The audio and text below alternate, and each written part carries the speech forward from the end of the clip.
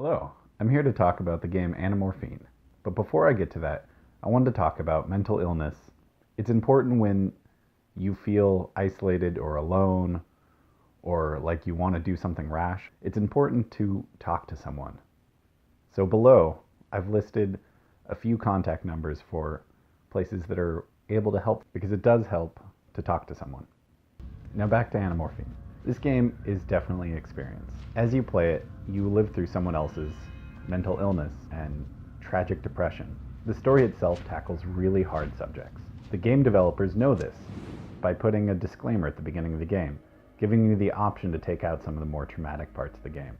I found it to be a really depressing experience overall, but that's what the game intends to do.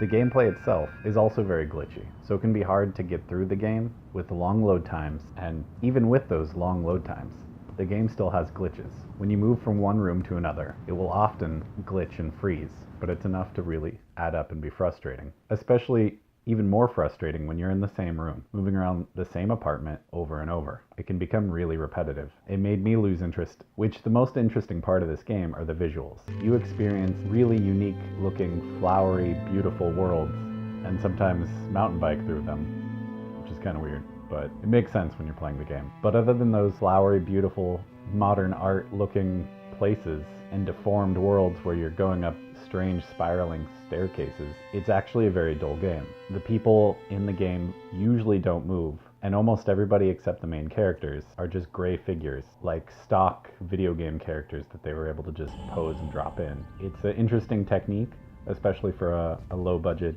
game, but it did cheapen the whole experience in my opinion. The ever-present cello music in the game is haunting, but is really one of the most pleasant things about the entire experience.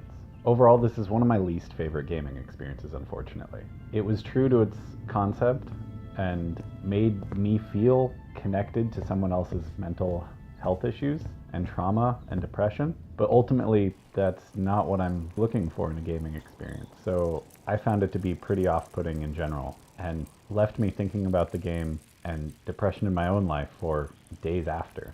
So it's very effective in that way. The game also featured really interesting transitions between levels, and had the game been more seamless, I think it would have been a really big success. So unfortunately, despite their efforts, I think this time I'm gonna have to give this game a 3 out of 10. For overall not being enjoyable, but actually very depressing. If that's what you're looking for in a gaming experience, please, by all means, give this game a try. It has some very interesting visuals, and the story is actually very deep, painful, and moving. If you've liked this video, please like, subscribe. If you haven't enjoyed this review, please let me know in the comments, or not. I've already been through a traumatic experience with this game. Alright, thank you for watching.